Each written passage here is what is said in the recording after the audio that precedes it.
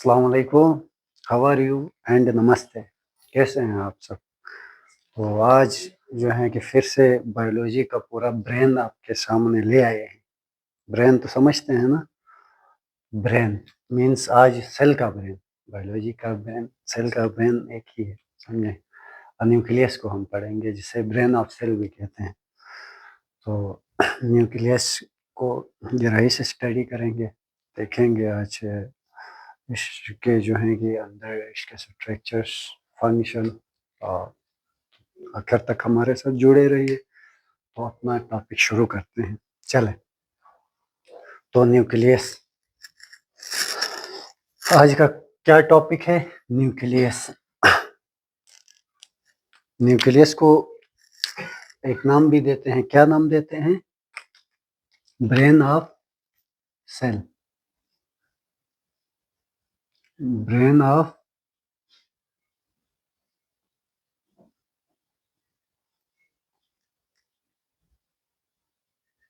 Cell भी कहते हैं। अब ये जो है कि एनिमल सेल्स में सेंटर्ड में होता है। एनिमल सेल में ये कहाँ प्रेजेंट होता है? लोकेशन इसकी एनिमल सेल में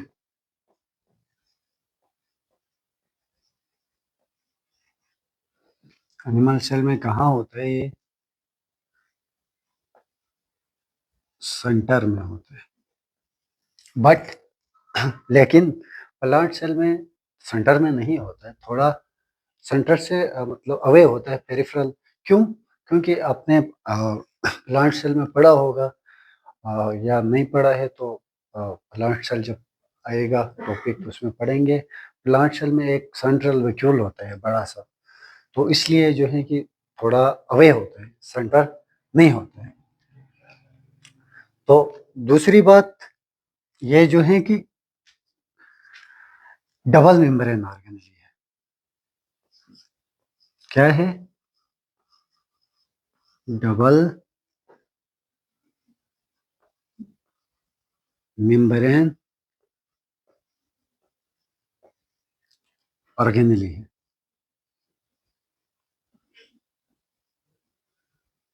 क्या है? Organelle. Double membrane like mitochondria plastids की तरह इसके भी दो मेम्ब्रेन हैं, इनर और आउटर मेम्ब्रेन। आगे एक्सप्लेन से इन चीजों को देखेंगे। फिर ये किन किन सेल्स में होता है, किन किन सेल्स में नहीं होता है, और जो है कि अब देखते हैं कि किन किन सेल्स में एब्सेंट होता है, किन किन सेल्स में होता है। कुछ सेल में एक होता है, कुछ सेल में दो होता है, कुछ सेल में कुछ मल्टीपल होते हैं। तो अब कौन से सेल में नहीं होता है पता है आपको? एरिथ्रोसाइट्स। कौन से सेल में ये एब्सेंट होता है बताएं? एरिथ्रोसाइट्स। एरिथ्रोसाइट्स में ये क्या है? एब्सेंट है, नहीं होता है। मैच्योर एरिथ्रोसाइट्स, ठीक है। एरिथ्रोसाइट किसे कहते हैं? एरिथ्रोसाइट्स, अब कंफ्यूज ना हो जाए, आरबीसी को कहते हैं। किसको कहते हैं? आरबीसी, रेड ब्लड सेल को, जो ऑक्सीजन कैरी करता है, जिसका काम क्या होता है? बॉडी में ऑक्सीजन कैरी करना, ऑक्सीजन को ले जाना। तो उसे क्या कहते हैं? एरिथ्रोसाइट में न्यूक्लियस, जब वो छोटा होता है तो उसमें है न्यूक्लियस, लेकिन जो ही बड़ा हो जाता है तो न्यूक्लियस उसमें नहीं होता है। और जो है कि फिर आपने प्लांट में देखा होगा, प्लांट में SI sieve tube, sieve tube, ये जो है कि प्लांट में होते हैं ये सेल्स। प्लांट के फ्लोएम, प्लांट में जो है कि दो तरह के टिश्यू हैं, सिंपल टिश्यू, कॉम्प्लेक्स टिश्यू। फिर सिंपल में पेरेन्काइमा, कोलेनकाइमा, ये वाले आते हैं सेल्स। फिर कॉम्प्लेक्स में जो है कि फ्लोएम और जाइलम आते हैं। तो फ्लोएम के सेल्स में सीव ट्यूब होती है। आपने अगर पढ़ा हो तो ठीक है, नहीं पढ़ा है तो देख लें। सीव ट्यूब के साथ कंपेनियन सेल्स, कुछ सेल्स भी होते हैं, कंपेनियन सेल के थ्रू इनको कंट्रोल किया जाता है। इनमें भी सीव ट्यूब में सेल्स नहीं होते हैं, वो सॉरी न्यूक्लियस नहीं होता है। तो समझ आ गई बात, ये है जिनमें एब्सेंट है। अब कुछ सेल्स में single uninuclear mononucleated जिसे कहते हैं, एक न्यूक्लियस होता है। कौन से होते हैं? नॉर्मल सेल्स सारे जो हैं कि हेपेटोसाइट्स या जो भी आप कह लें, हार्ट के cells, cardiac cells, hepatocytes. Hepatocytes में सिंगल न्यूक्लियस होता है। क्या होता है? सिंगल न्यूक्लियस होता है। हेपेटोसाइट्स हो गए, दूसरे बॉडी के स्किन सेल्स हो गए, ये सारों में जो है कि WBC में, व्हाइट ब्लड सेल में, ये सारे क्या है? सिंगल न्यूक्लिएटेड है। फिर by nucleated paramecium by nucleated है। फिर कुछ है मल्टी न्यूक्लिएटेड। अब कौन से हैं वो? मिटा दूं इसको, क्लोज इसका चैप्टर। चलो जी जल्दी मिटा देता हूं।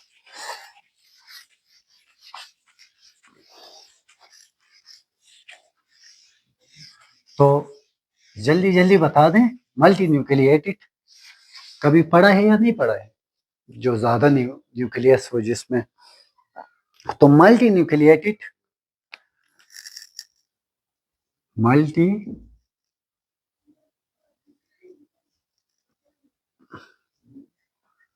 मल्टी न्यूक्लिएटेड मल्टी न्यूक्लिएटेड आपने मसल सेल्स पढ़ा होगा। मसल सेल, कौन सा सेल होता है? मसल सेल, जो इस तरह का सिलेंड्रिकल शेप होता है और इस तरह स्टायरेशन भी होती है जिसमें इधर जो है कि इसमें मल्टी न्यूक्लियस ज्यादा होती है। मतलब स्टायरेशन, आप अगर मसल सेल्स वाला जब चैप्टर आएगा या वो टॉपिक आएगा, उसको एक्सप्लेन से जब पढ़ेंगे तो देखेंगे। अगर जिन्होंने नहीं पढ़ा है तो उनके लिए, फिर जिन्होंने पढ़ा है तो वो बेहतर जानते हैं कि इधर ये सिलेंड्रिकल शेप होता है मसल सेल, जिसमें इस तरह के स्ट्राइलेशंस होते हैं और इसमें एक से ज़्यादा न्यूक्लियस होते हैं, जिसे मल्टी न्यूक्लिएटेड कहते हैं। समझ में आ गई बात? अब जो है कि न्यूक्लियस के आप क्या पढ़ेंगे? कंपोनेंट पढ़ेंगे, स्ट्रक्चर्स को भी देखेंगे। ठीक है, चलें जी, कंपोनेंट्स ऑफ न्यूक्लियस।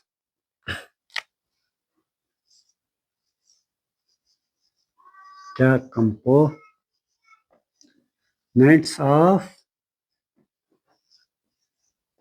न्यूक्लियस। अब कंपोनेंट्स में सबसे पहले क्या है? न्यूक्लियर इन्वॉल्व है, जो दो मेम्ब्रेन्स होती हैं बाहर। क्या है? न्यूक्लियर इन्वॉल्व है। दूसरा क्या है? न्यूक्लियोप्लाज्म है। आगे देखेंगे हम न्यूक्लियर इन्वॉल्व क्या होता है, प्लाज्म क्या होता है, एक एक करके सारी चीजों को डिस्कस कर लेंगे। फिर न्यूक्लियोलस होता है, न्यूक्लियोलस। फिर अगला चौथा क्रोमेटिन, क्रोमेटिन। अब जो है कि एक प्यारा सा स्ट्रक्चर बनाते हैं, फिर इस सारी चीजों को अच्छी तरह समझते हैं। पहले न्यूक्लियर एनवलप को भी देखेंगे, न्यूक्लियोप्लाज्म क्या होता है, न्यूक्लियोलस क्या होता है, एक एक करके हम देखेंगे। तो इसको मिटा दूं, मैं जल्दी जल्दी एक अच्छा स्ट्रक्चर ड्रा करता हूं, फिर उसके थ्रू हम समझते हैं जी। ठीक है।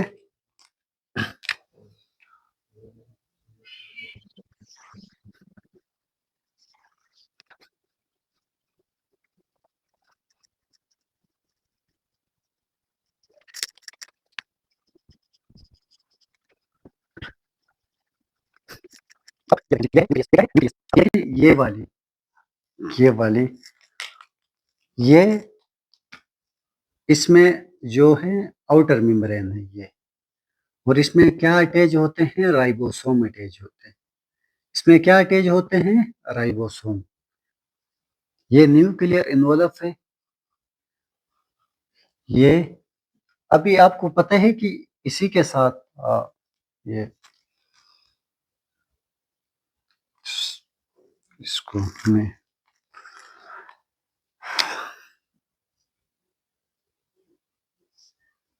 इस तरह, ठीक है।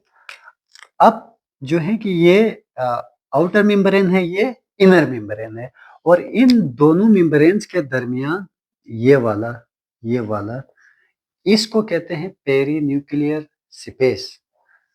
आउटर मेम्ब्रेन और इनर मेम्ब्रेन के दरमियान खाली स्पेस है जिसमें फ्लूइड भरा हुआ होता है, पानी भरा हुआ होता है। इसे कहते हैं पेरी न्यूक्लियर स्पेस। इसे क्या कहते हैं? पेरी न्यूक्लियर स्पेस कहते हैं। इसे क्या कहते हैं? Perinuclear space. यहाँ ये वाला पार्ट जो मैं आपको रेड से दिखा दूंगा, यहाँ ये वाला, इसमें क्या भरा होता है? फ्लूइड भरा होता है। इसमें क्या भरा होता है? फ्लूइड भरा होता है। इसे पेरिन्यूक्लियर स्पेस कहते हैं। और ये जो है कि आउटर मेम्ब्रेन में राइबोसोम्स अटैच हैं। अब ये राइबोसोम्स क्यों अटैच हैं? ये राइबोसोम्स क्यों अटैच होते हैं? ये देखें, ये आउटर मेम्ब्रेन से ही जो है कि एक स्ट्रक्चर, एक ऑर्गेनेली जुड़ा है, जिसे कहते हैं रफ एंडोप्लाज्मिक रेटिकुलम। जहां राइबोसोम हो वहां क्या बनता है? प्रोटीन बनता है। तो इधर प्रोटीन बनता है, तो इसलिए ये राइबोसोम अटैच होते हैं। और ये देखिए, ये वाले, ये छोटे छोटे आपको पोर्स नजर आते हैं, सुराख, छोटे छोटे सुराख नजर आते हैं, जिन्हें क्या कहते हैं? न्यूक्लियर, क्या कहते हैं? न्यूक्लियर पोर्स कहते हैं।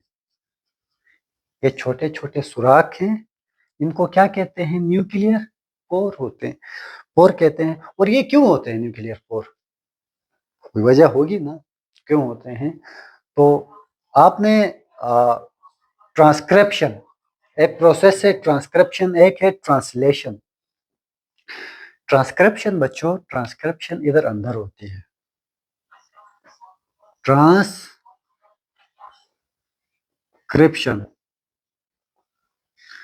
ट्रांसक्रिप्शन में क्या होता है? ट्रांसक्रिप्शन में जो है कि डीएनए से आरएनए बन रहा होता है। ट्रांसक्रिप्शन में क्या होता है? डीएनए से क्या बन रहा होता है? आरएनए बन रहा होता है। अब ये आरएनए क्यों बना है? प्रोटीन्स बनाने के लिए। क्या बनाने के लिए? प्रोटीन्स बनाने के लिए। अब इस आरएनए को बाहर निकलना है। अब प्रोटीन्स तो यहाँ बनते हैं, कहाँ बनते हैं? इधर, क्योंकि राइबोसोम किधर अटैच है? इधर अटैच है, इधर रफ एंडोप्लाज्मिक रेटिकुलम में अटैच है ना। तो ये जो है कि आरएनए इस पोर्स के थ्रू इधर आएगा, फिर यहाँ क्या बनेंगे? प्रोटीन्स बनेंगे। इस प्रोसेस को क्या कहते हैं? ट्रांसलेशन कहते हैं। यहाँ ट्रांसलेशन होती है। मैं क्या बता रहा हूँ, समझ में आ रही है बात? सर के ऊपर से गुजर रही है। मैं समझाना चाह रहा हूँ कि ट्रांसक्रिप्शन इधर होता है। ये पोर्स क्यों है? ये न्यूक्लियर पोर्स क्यों इधर नेचर ने बनाया है? तो ये इसलिए बनाया है, इधर ट्रांसक्रिप्शन के थ्रू डीएनए से आरएनए बनता है। क्या बनता है? डीएनए से आरएनए। उस प्रोसेस को क्या कहते हैं? ट्रांसक्रिप्शन कहते हैं। अब ये आरएनए इन न्यूक्लियर पोर्स के थ्रू बाहर आएगा। इस न्यूक्लियर पोर के थ्रू बाहर आएगा। अगर जिन स्टूडेंट्स ने अगर पढ़ा है इससे पहले ये चीज़ें ट्रांसक्रिप्शन, ट्रांसलेशन, तो उनको पता है। बल्कि इधर बाहर एंजाइम जो होते हैं, जो ट्रांसक्रिप्शन ये आरएनए जो बन रहा होता है इसको डिग्रेड कर सकते हैं। इसके लिए हमने ट्रांसक्रिप्शन के प्रोसेस में 7 मिथाइल जीटीपी एक कैप लगाते हैं बाकायदा, ताकि डिग्रेड ना हो, ताकि आरएनए क्या हो, डिग्रेड ना हो। तो ये आप जो स्टूडेंट्स ने पढ़ा है इनको इजीली समझ आएगा। जिन्होंने नहीं पढ़ा है इशू ही नहीं है, कोई मसला नहीं है। जब आप आहिस्ता-आहिस्ता आगे जाएँगे, ये चैप्टर्स पढ़ लेंगे तो आपको ट्रांसक्रिप्शन, ट्रांसलेशन पढ़ेंगे, ये इजीली समझ में आएगा। बस आप जस्ट ये समझें कि ये आरएनए बाहर आता है। इसी तरह सेल को एटीपी या एटीपी चाहिए हो, एटीपी बाहर से आती है ना, बाहर से अंदर आती है, तो ये भी इसी के थ्रू, इसी न्यूक्लियर पोर के थ्रू आती है। बात समझ में आ गई? अब इधर अंदर एक डार्क स्टेनिंग रीजन भी होता है, और इधर एक जो फ्लूइड है, हाँ, इधर जो फ्लूइड है इसको कहते हैं, इधर फ्लूइड भी होगा। इधर जो फ्लूइड है, इधर इस फ्लूइड को कहते हैं न्यूक्लियोप्लाज्म। क्या कहते हैं? न्यूक्लियोप्लाज्म। ये पूरा फ्लूइड होगा, और इधर एक डार्क स्टेनिंग इस तरह,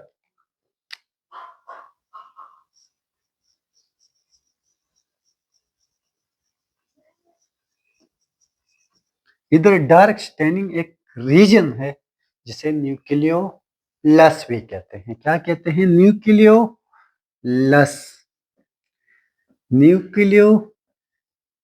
न्यूक्लियोलस भी कहते हैं, न्यूक्लियोलस भी है।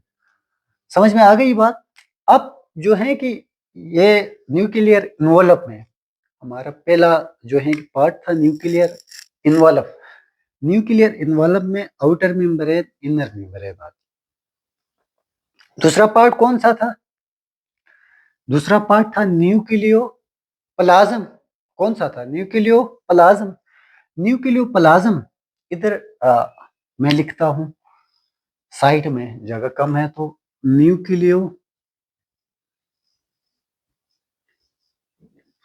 न्यूक्लियोप्लाज्म। अब प्लाज्म फ्लूइड, न्यूक्लियस के अंदर जो है फ्लूइड है, इसे क्या कहते हैं? न्यूक्लियोप्लाज्म जेल लाइक फ्लूइड होता है। न्यूक्लियोप्लाज्म क्या होता है? Gel like. क्या होता है बता दें? क्या होता है? जेल लाइक फ्लूइड होता है। न्यूक्लियोप्लाज्म क्या होता है? जेल लाइक फ्लूइड होता है। अब इसमें कौन कौन से जो है कि इसकी कंपोजिशन या इसमें कौन कौन सी चीजें होंगी? क्या न्यूक्लियोप्लाज्म और साइटोप्लाज्म सेम होगा? क्वेश्चन समझ में आ रही है? क्या न्यूक्लियोप्लाज्म और साइटोप्लाज्म सेम होगा? हमें तो पता नहीं है सर, आप खुद बता दें। हम तो बच्चे हैं छोटे मोटे से, पहली बार जो है कि फर्स्ट ईयर पढ़ रहे हैं, हमें कुछ समझ ही नहीं आ रहा। तो ये लेक्चर आप लोगों के लिए ही है मेरे बच्चों। अब देख लें, न्यूक्लियोप्लाज्म भी फ्लूइड है, साइटोप्लाज्म भी फ्लूइड है, लेकिन फर्क है। क्यों? क्योंकि अब न्यूक्लियोप्लाज्म में एंजाइम्स होते हैं। एंजाइम्स क्या होते हैं? एंजाइम्स। अब कौन से enzyme? DNA polymerase, DNA polymerase, DNA polymerase 1, DNA polymerase 2, DNA polymerase 3, RNA polymerase, helicase, gyrase, जो है कि जितने भी लाइगेस, ये मैं क्या नाम दे रहा हूँ, ये हेलिकेस, गायरेस, फिलाम, किस्ता, ये क्या है बच्चों? तो ये आप ना डरें। ये जो ट्रांसक्रिप्शन मैंने एक टर्म कही थी ना, ट्रांसक्रिप्शन, उसके लिए जो एंजाइम्स रिक्वायर्ड होते हैं, जो एंजाइम्स उधर काम करते हैं इधर अंदर, उन्हें ये वही एंजाइम है, DNA polymerase, DNA helicase, gyrase, ये सारे एंजाइम्स इधर काम करते हैं। जिन्होंने पढ़ा है उनको तो मसला ही नहीं है, वो उनको समझ आती है ये बात। अब इधर एंजाइम्स होते हैं, मेटल आयंस होते हैं, इधर मेटल आयंस होते हैं, लिख लूं ये बात, मेटल आयंस होते हैं, एंजाइम्स होते हैं, मेटल आयंस होते हैं। अब ये मिटाता हूं ये वाला, समझ में आ गई बात मैं क्या कह रहा हूं। मेटल्स आयन हो गए, ये फ्लूइड जो इधर फ्लूइड है, मेटल्स आयंस हैं, प्रोटीन्स हैं, प्रोटीन कौन सी प्रोटीन, प्रोटीन्स हैं। अगर histone protein, non histone protein, histone, histone protein क्या होता है हम बाद में देख लेंगे सही तरह। हिस्टोन प्रोटीन होता है। फिर एसएसबी प्रोटीन, ये तो आप जो है कि ये तो बड़ी फेमस है, जो ट्रांसक्रिप्शन में जो है कि काम आती है। जो जब ट्रांसक्रिप्शन, जिन्होंने ट्रांसक्रिप्शन प्रोसेस पढ़ लिया है उनके लिए मैं बता रहा हूँ, जब अनवाइंड करते हैं जो है कि बेसिस, तो उन वापिस ही वो आपस में न जुड़ जाए, इसलिए हम उधर एक प्रोटीन होती थी एसएसबी प्रोटीन। तो एसएसबी या दूसरे टाइप के प्रोटीन्स इधर होते हैं। इसी तरह न्यूक्लियस है, क्रोमोसोम्स हैं या क्रोमेटिन है, ये सारा मटेरियल होता है। तो अब डिफरेंस अगर आ भी गया तो आप किस तरफ जो है लिखेंगे। नंबर एक, तो एक पॉइंट याद रखना है, साइटोप्लाज्म आउटसाइड द न्यूक्लियस, लेकिन nucleoplasm inside the nucleus. Composition ये लिखें, और उधर जो है कि साइटोप्लाज्म की कंपोजिशन मैंने साइटोप्लाज्म वाले लेक्चर्स में ऑलरेडी पढ़ाया है, देख लें वो वाला लेक्चर, तो समझ में आ गई ये बात। तो ये जो है कि न्यूक्लियो प्लाज्म है, न्यूक्लियो प्लाज्म है ये। अब मैं इसको मिटाता हूं,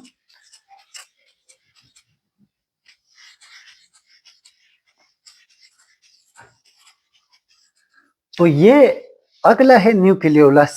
कौन सा था, न्यूक्लियोलस, ये वाला dark staining region, nucleo nucleo nucleolus, nucleolus है। अब न्यूक्लियोलस जो है कि क्या है, न्यूक्लियोलस आपने देखा होगा कि जो है कि इंटरफेस में बाकी सेल डिवीजन में ये गायब रहता है, इंटरफेस में ये ना, इंटरफेस में ये नजर आता है। अब इंटरफेस, इसके लिए मुझे सेल साइकिल थोड़ा समझाना होगा, क्योंकि जब तक सेल साइकिल ना समझाऊं आपको शायद क्रोमोसोम का भी स्ट्रक्चर समझ में नहीं आएगा, क्रोमेटिन, क्रोमेटिड्स क्या होती हैं, न्यूक्लियोसोम क्या होता है, फिर वो समझ नहीं आएगा। तो अब जो है कि बस वो मैं अभी आगे समझाता हूँ, एक पॉइंट में इधर समझा के इसको मिटा देता हूँ। आपने, ये है न्यूक्लियोलस। क्या है न्यूक्लियोलस, न्यूक्लियोलस किसको बनाता है, किसको, राइबोसोम्स को बनाता है। राइबोसोम्स की एक्चुअल कहते हैं ना, बनाता नहीं, असेंबली होती है। क्या होती है, असेंबली। अब राइबोसोम में हमने पढ़ा था 50% राइबोसोमल आरएनए होता है, 50% क्या होती है, प्रोटीन होती है। अब प्रोटीन तो इधर किधर से आई, प्रोटीन तो इधर बनेगी, प्रोटीन तो इधर बनेगी, और राइबोसोमल आरएनए और ये आरएनए तो ट्रांसक्रिप्शन के प्रोसेस, ट्रांसक्रिप्शन का जो प्रोसेस होता है उसके थ्रू बनेंगे। तो इधर से ये प्रोटीन आती है अंदर, इधर ट्रांसक्रिप्शन का जो प्रोसेस होता है उससे राइबोसोमल आरएनए बनेगा, इधर जो है कि क्या करेगा, ये असेंबली करेगा, राइबोसोम्स बना देगा। तो ये न्यूक्लियोलस का काम है, डार्क स्टेनिंग रीजन है न्यूक्लियोलस। समझ में आ गई बात। अब जो है कि थोड़ा सेल साइकिल को भी देखते हैं, ताकि चीजें क्लियर हो जाए, आगे वाली चीजें। तो मिटा दूं ये,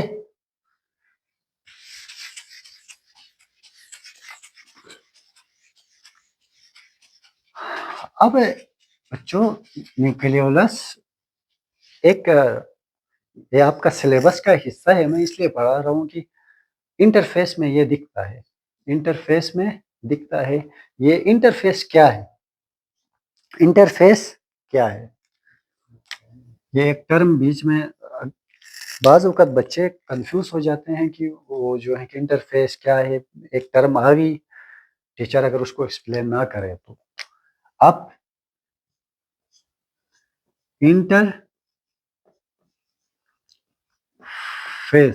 इंटरफेस क्या है? अब बच्चों, इंटरफेस हम पहले सेल साइकिल को देखेंगे। सेल साइकिल, सेल साइकिल क्या है? सेल साइकिल जो है ना बच्चों, एक सीरीज है, एक सीरीज इवेंट की एक सीरीज है, जहां क्या होता है, जो है कि क्या कहते हैं, डाटा जो एक पेरेंट सेल है, सॉरी पेरेंट सेल है, वो किस में कन्वर्ट हो जाता है? डाटर सेल्स में। एक सेल किस में कन्वर्ट हो जाता है? ये पेरेंट सेल है, दो डाटर सेल्स में कन्वर्ट हो जाता है। इसको क्या कहते हैं? ये सेल साइकिल के थ्रू होता है, सेल डिवीजन। तो अब जो है कि सेल साइकिल की 4 फेसेस हैं। सेल साइकिल की कितनी फेसेस हैं? 4 फेसेस हैं। मैं सिंपल आपको इधर समझाऊं, इधर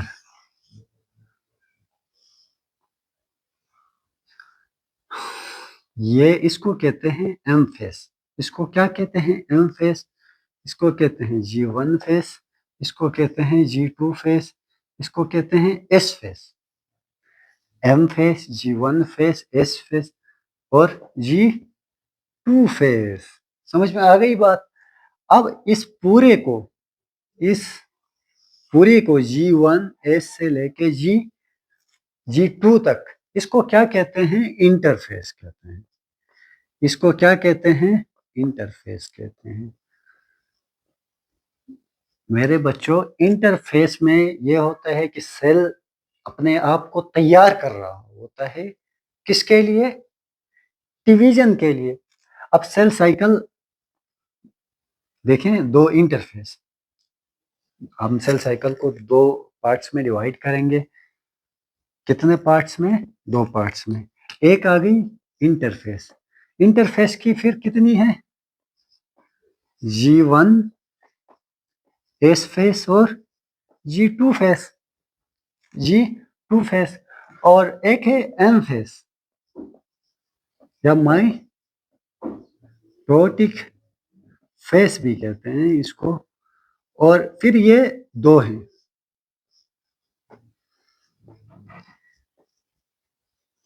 कैरियो काइनेसिस और साइटोकाइनेसिस। दूसरे को क्या कहते हैं? साइटोकाइनेसिस। जगह कम है इसको मैंने लिखा है, समझें तो कैरियोकाइनेसिस। समझ में आ गई बात? तो एक्चुअल जो है कि सेल इधर, फिर इसके जो है कि कैरियोकाइनेसिस के मजीद 4 टाइप्स होते हैं। पूरा सेल साइकिल हमारा अभी टॉपिक नहीं है, जब टॉपिक आएगा समझेंगे। मैं हल्का हिंस दे रहा हूँ कि इंटरफेस क्या थी। इंटरफेस क्या थी? ये टर्म ये थी कि ये एक सेल साइकिल की एक फेस है, जहां सेल रेप्लिकेट करने के लिए अपने आप को क्या करता है? प्रिपेयर करता है, तैयार करता है। क्या करता है? तैयार करता है अपने आप को सेल डिवीजन के लिए। बात समझ में आ रही है? इसे कहते हैं इंटरफेस। फिर इसमें जो है कि इसकी एक एम फेस है। एम फेस में कैरियोकाइनेसिस, न्यूक्लियस की डिवीजन को कहते हैं। साइटोकाइनेसिस, साइटोप्लाज्म की डिवीजन को कहते हैं।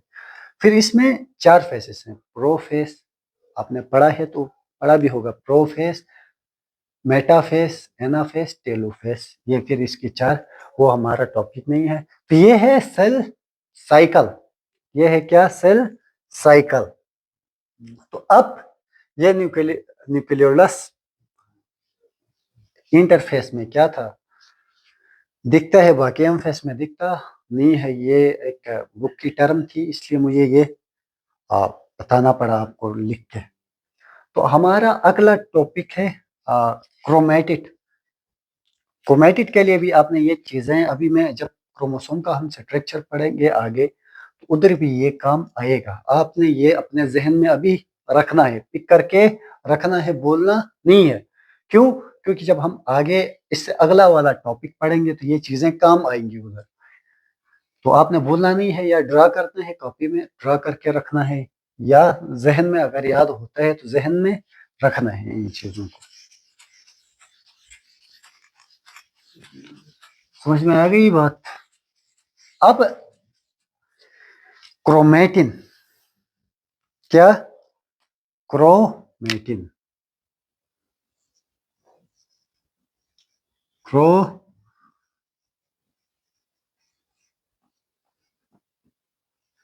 क्रोमेटिन, क्रोमेटिन क्या होता है? Chromosome, chromatin. जो आपकी सबसे पहले कुछ इंफॉर्मेशन दूंगा, जहन में रखें। कुछ इंफॉर्मेशन दूंगा, आपने सबसे पहले उसको क्या करना है, अपने जहन में रखना है। ठीक है, फिर हम आगे चीजों को एक्सप्लेन से पढ़ेंगे। ये बड़ी जो है कि इंपॉर्टेंट इंफॉर्मेशन है।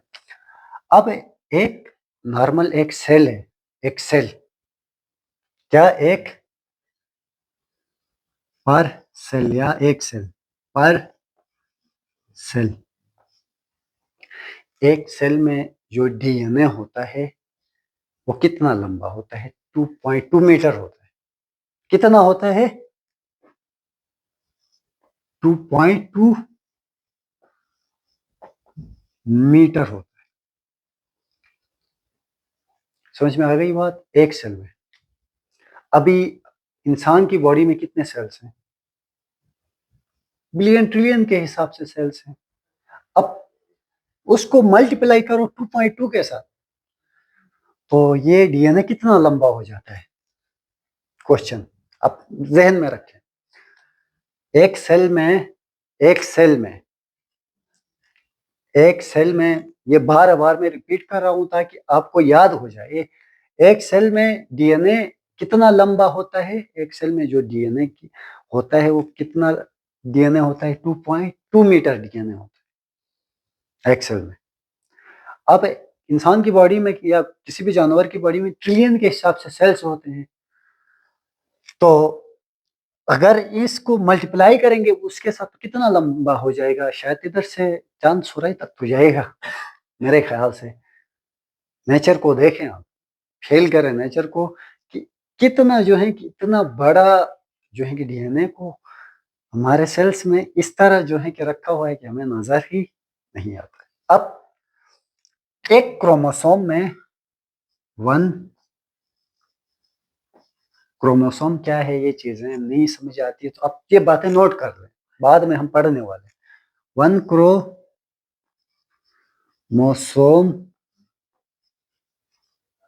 वन क्रोमोसोम में 5 सेंटीमीटर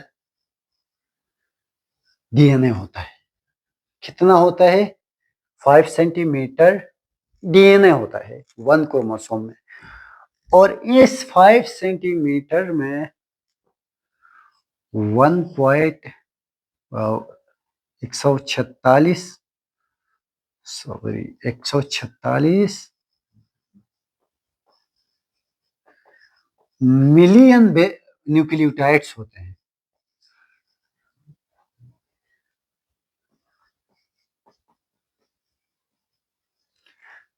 146 146 मिलियन न्यूक्लियोटाइड्स होते हैं किसमें? 5 सेंटीमीटर। सोचें जी, एक क्रोमोसोम में 5 सेंटीमीटर डीएनए होता है। कितना? 5 सेंटीमीटर डीएनए होता है। और इसमें बाज बुक्स में एवरेज है, ये 2 मीटर भी लिखा हुआ है। तो अब जो है कि और उसमें 146 million nucleotides basic unit of DNA. Nucleotide मिलके डीएनए बनाते हैं। जिस तरह अमाइनो एसिड मिलके क्या बनाते हैं? प्रोटीन्स बनाते हैं। जिस तरह बिलाक मिलके दीवार बनाते हैं या मकान बनाते हैं, इस तरह न्यूक्लियोटाइड्स मिलके क्या बनाते हैं, क्या बनाते हैं, डीएनए बनाते हैं। ये इंफॉर्मेशन आपने अब जहन में रखनी है। अब समझेंगे हम क्या, क्रोमेटिन, क्या, क्रोमेटिन। अब ये क्वेश्चन आगे आएंगे, ये मैंने क्यों पढ़ाया, मिटा दूं इसको।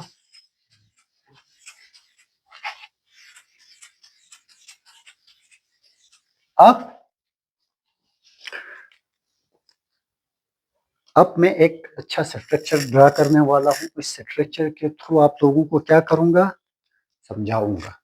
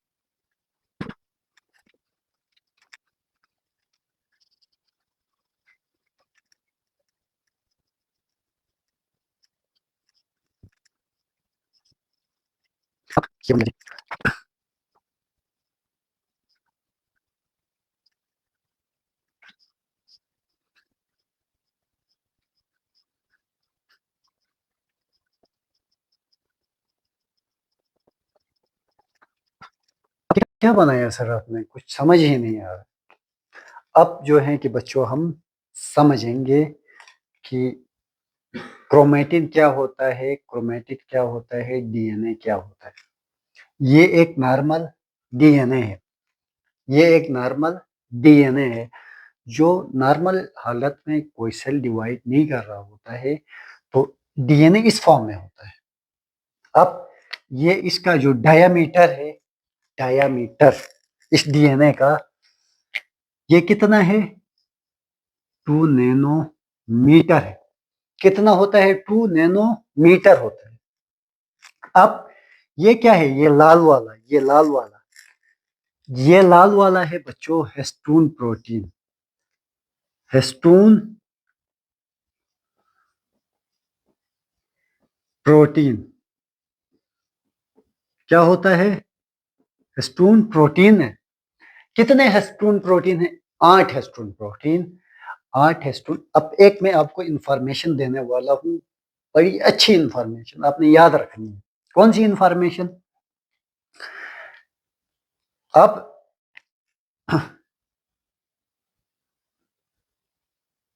ये मैं पहले ठीक कर लूं।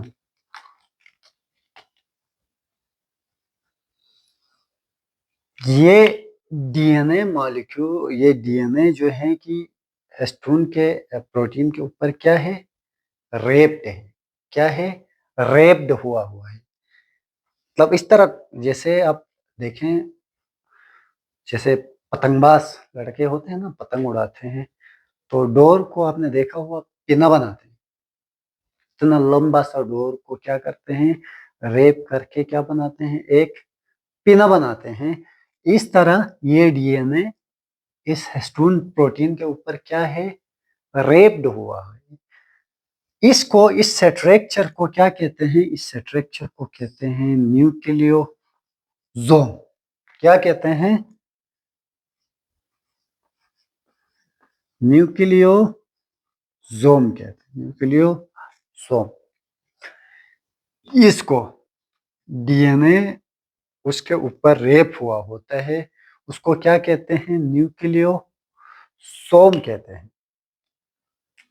समझ में आ गई बात। अब जो मैं इंफॉर्मेशन देने वाला था अब दूंगा, कि वो ये है कि 200 न्यूक्लियोटाइड्स, 200, 200 न्यूक्लियोटाइड,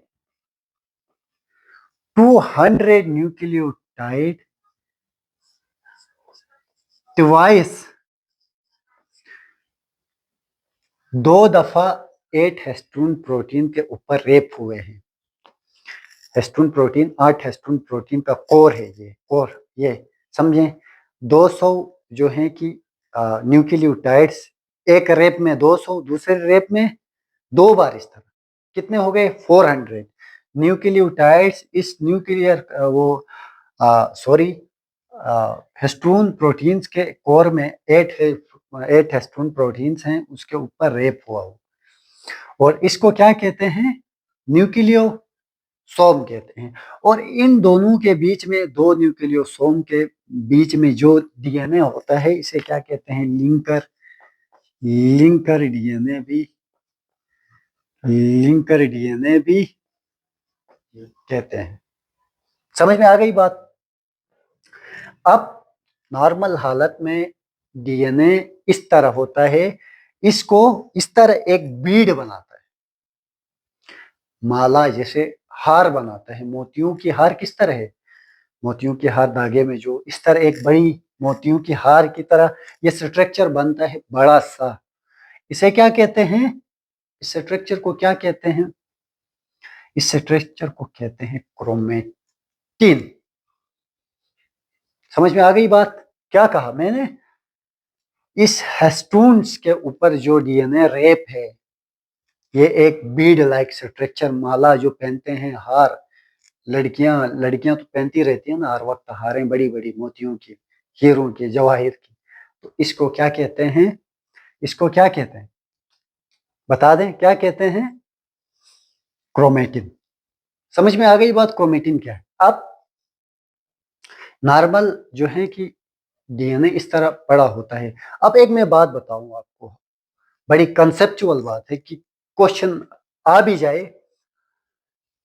जो मैं पहले आपको बताया था, हर सेल के अंदर 2.2 मीटर डीएनए है। तो इतना बड़ा डीएनए, अगर डीएनए को हम खोल दें पूरा सेल को, तो शायद इधर से चांद तक जाए, शायद उससे भी बड़ा हो। हिसाब खुद कर लें, 2.2 को ट्रिलियन हिसाब से मल्टीप्लाई करें तो कितना मीटर बनता है, समझ गए ना बात। तो अब इतना सारा बड़ा डीएनए को इसमें जो है कि क्या किया है, रेप करके छोटा बनाया हुआ है। जैसे डोर को पतंगबाज देखो, इतना बड़ा डोर को इतने छोटे से पिन्ने में बंद करते हैं, इस तरह नेचर ने पूरे इतने बड़े डीएनए को कोर में क्या किया है, रेप करके बंद किया है। समझ में आ गई बात। तो अब ये डीएनए इसके ऊपर रेप किस तरह है, किस तरह, ये नहीं खुल जाता है। तो बच्चों, डीएनए, आपने इस इंफॉर्मेशन को मैं मिटाता हूं, ये न्यूक्लियोसोम है, आपने याद रखना है, ये 200 न्यूक्लियोटाइड्स 22 मरतबा इसके ऊपर रेप्ड हैं। समझ में आ गई बात। अब अब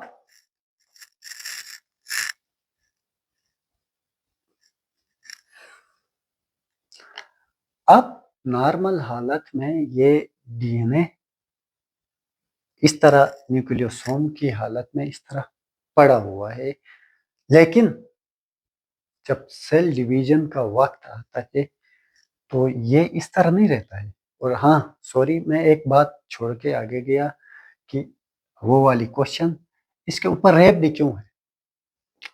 तो आपने डीएनए किस चीज से बना है, डीएनए न्यूक्लियोटाइड से बना है। न्यूक्लियोटाइड में फास्फोरिक एसिड है, फॉस्फोरिक, फास्फोरिक एसिड, फास्फोरस है न्यूक्लियोटाइड में। अब न्यूक्लियोटाइड का स्ट्रक्चर देखें तो एक शुगर होता है, राइबोस शुगर, 5 कार्बन वाला, एक फास्फोरस लगा होता है, और एक बेस लगी होती है, एडेनिन या जो भी है, गवानीन, साइटोसिन, जो भी बेस लगी है वो बेस होती है। तो ये फास्फोरिक एसिड की वजह से ये डीएनए होता है नेगेटिव। क्या होता है, नेगेटिव होता है। समझ में आ रही बात। अब दूसरा चीज, हिस्टोन प्रोटीन। हिस्टोन प्रोटीन है पॉजिटिव। क्या है, हिस्टोन प्रोटीन क्या है, पॉजिटिव। डीएनए क्या है, नेगेटिव। पॉजिटिव नेगेटिव, इसलिए ये रेप हो जाता है। तो फिर ये पॉजिटिव किस तरह हुआ, इसमें अमाइनो एसिड्स होते हैं, आर्जिनिन, आरजी नीन, लाइसिन, लाइसिन, इसकी वजह से ये क्या होता है, आर्जिनिन और लाइसिन की वजह से ये क्या होता है, इसका नेचर पॉजिटिव होता है, इसलिए ये उसके ऊपर रेप हो जाता है। क्यों रेप हो जाता है? क्योंकि नंबर एक तो मैंने बता दिया कितना बड़ा डीएनए, उसमें छोटे से उसमें इसी की वजह से इसका वो वॉल्यूम कम हो गया। और दूसरी बात, ये ओपन स्ट्रक्चर हो तो बेसिस डैमेज हो सकती है, ये एक वेबसाइट में मेंशन किया हुआ है ये चीज़। लेकिन मैं अगर उस टॉपिक पे जाऊँ तो फिर एक्सप्लेन बहुत ज़्यादा होगी। विकिपीडिया में भी है, ब्रिटानिका शायद उस ऐप से वो वेबसाइट में लिखा हुआ है इसका, तो ये आप देख लें। समझ में आ गई बात, इसलिए ये इसके ऊपर रेप्ड है। अब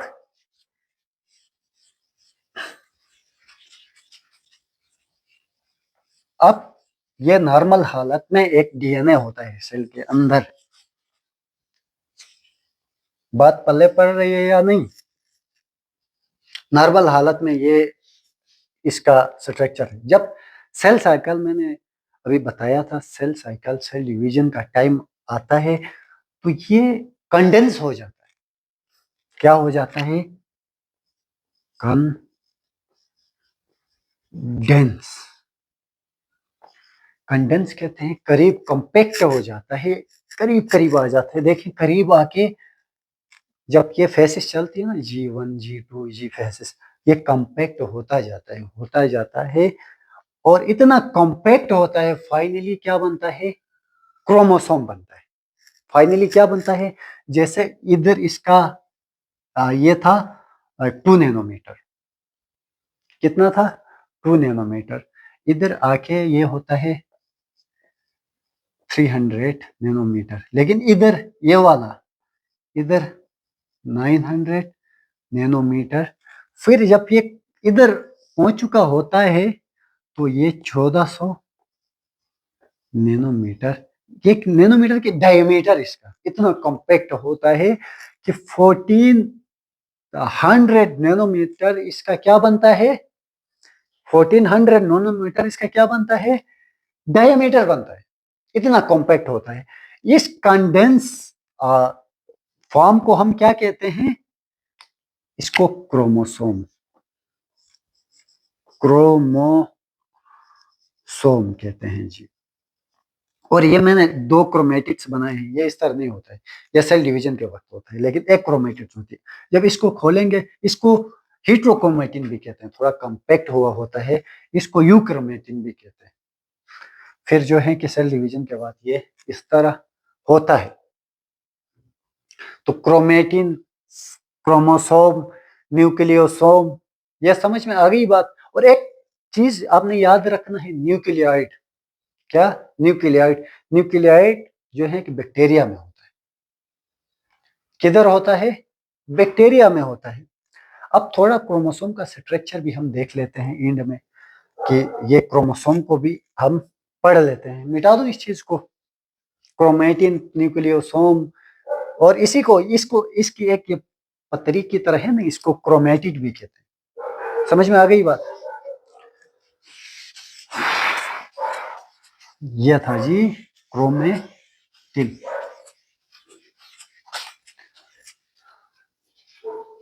अब अब जो है कि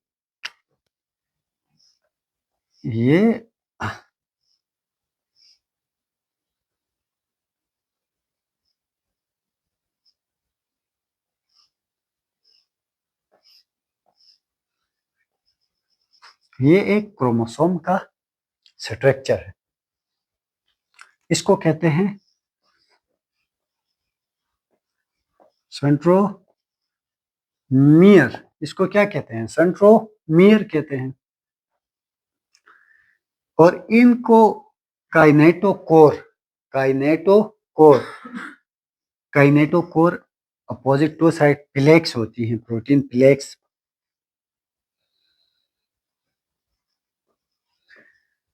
यार प्रोटीन प्लेक्स जस्ट ना तख्तियां होती हैं प्रोटीन की, इस तरह।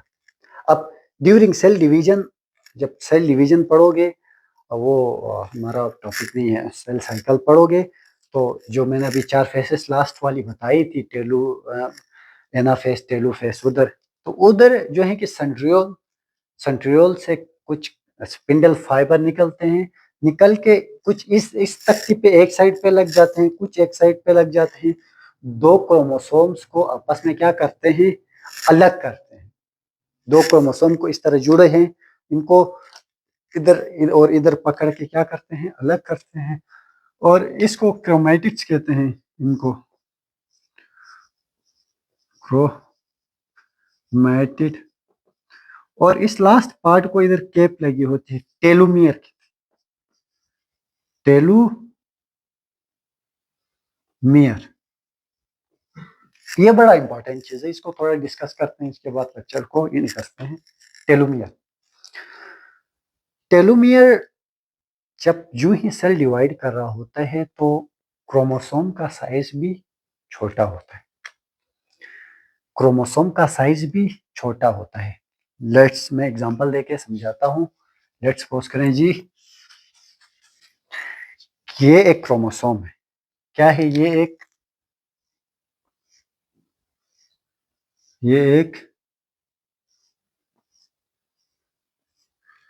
क्रोमोसोम है। अब ये एक बार डिवाइड होएगा, अगर ये डिवाइड होएगा तो फिर ये साइज इसका क्या हो जाएगा, छोटा हो जाएगा इसके निस्बत। क्यों? क्योंकि ये टेलोमियर से कुछ जीन्स क्या हो जाते हैं, लॉस हो जाते हैं, निकल जाते हैं। अब मैं, जैसे हमारी एज बढ़ती है, हम बुढ़ापे की तरफ जाते हैं, तो आपने देखा होगा हमारा फेस, बुढ़ापापन, हमारे जो बूढ़े हैं कुछ ऑर्गन्स काम करना छोड़ देते हैं, आहिस्ता आहिस्ता जो है कि टिश्यूज, ऑर्गन्स डिसफंक्शन हो जाते हैं, जो है कि हालांकि हमारी स्किन भी जो है कि अजीब सी हो जाती है, काम करना छोड़ देती है। जो मसल कॉन्ट्रैक्शन थी वो रिलैक्स हो जाते हैं, हमारे मसल्स, जो गाल के मसल्स या दूसरे मसल्स हैं वो सारे। तो मतलब ये क्या हो रहा होता है इधर, तो इधर टेलोमियर से जीन्स लॉस हो रहे होते हैं, टेलोमियर से। लेकिन अभी तक ये पता नहीं चला है कि ये लॉस क्यों हो रहे हैं। एक कैंसर सेल है, कैंसर सेल इसलिए जो है कि कैंसर सेल की एक स्पेशलिटी है कि उसमें ये टेलोमियर खत्म नहीं होता है। जिस तरह ये डिवाइड, जैसे जब ये डिवाइड होता है तो इसका साइज क्या होता है, छोटा, लेकिन कैंसर सेल का जो है कि इसी तरह ही रहता है। तो उधर कहते हैं कि एक कैंसर सेल में एक एंजाइम आता है टेलोमरेस, टेलोमरेस वो इसको रोकता है कैंसर सेल में, मतलब लॉस होने से रोकता है, लेकिन ये इसमें एब्सेंट है। तो दुआ करें कि हमारे सेल्स में भी आ जाए ये टेलोमरेस, ताकि हम बूढ़े ना हो। तो ये टेलोमियर है, इसकी बहुत साइंस है, तो जस्ट मैंने ये हिंट्स देने के लिए थोड़ा आपको बता दिया।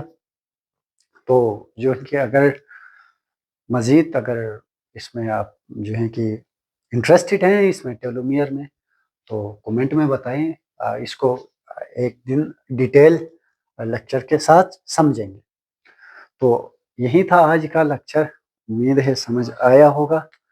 तो मिलते हैं नेक्स्ट लेक्चर में।